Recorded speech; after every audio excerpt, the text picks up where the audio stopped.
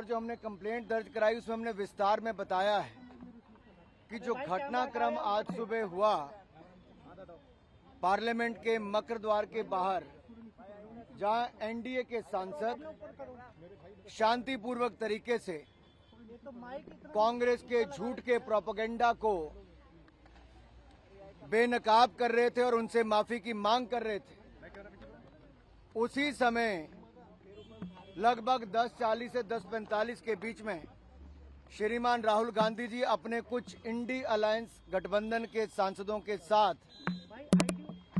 उस और कूच करते हैं और जब सिक्योरिटी फोर्सेस के लोग उनको कहते हैं कि ये डेजिग्नेटेड पाथ है, ये रास्ता है जहां से आप पार्लियामेंट के अंदर जा सकते हैं, तो जिस तरह का राहुल गांधी जी का रवैया था, उन्होंने गुस्सा प्रकट किया और शायद इस परिवार और इस पार्टी को अपने आप को कानून से ऊपर मानने की एक आदत सी पड़ गई है, उल्लंघन करने की आदत पड़ गई है। वो डेजिग्नेटेड पाथ जो बताया गया रास्ता उस पर नहीं गए, बल्कि एनडीए के सांसदों के बीच में दल बल के साथ कूच कर गए। उन्होंने अपने साथी सांसदों को उकसाया भी और इस भावना के साथ, दुर्भावनापूर्ण रवैये के साथ वो आगे बढ़े, जिससे उनको पता था कि सीढ़ियों पर खड़े लोग सांसदों को चोट लग सकती है, गंभीर चोट लग सकती है, और उन्होंने वही किया। उस धक्के में जहां एक और मुकेश राजपूत जी सिर के बल गिरे, उनको सिर के पीछे चोट लगी,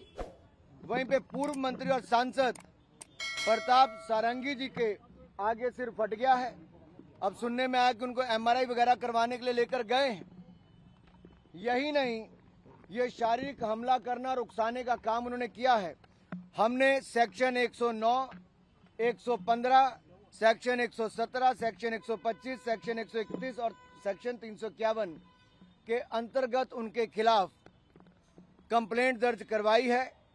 और अगर मैं आपको कहूं तो सेक्शन 109 अटेम्प्ट टू मर्डर है, section 109 is attempt to murder, section 109 is voluntarily causing hurt, section 117 is voluntarily causing grievous hurt, section 125 act of endangering life or personal safety of others,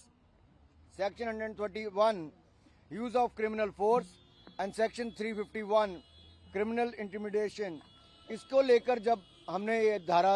इन धाराओं के अंतर्गत ये कंप्लेंट दर्ज कराई है, तो सीधे तौर पर ये दिखाता है कि राहुल गांधी जी ने एक सोची समझी तरीके से जो रास्ता तय किया गया था उस पर नहीं गए,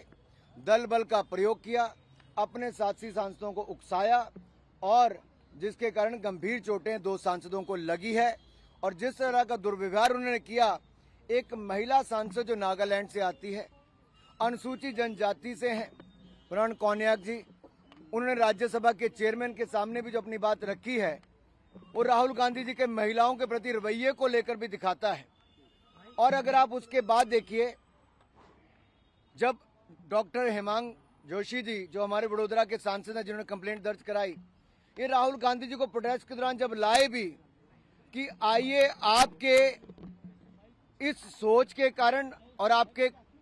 जो आपने धक्का दिया है उसके कारण गंभीर चोट सांसद को लगी है, तो आप राहुल गांधी जी का वो वीडियो देखिए।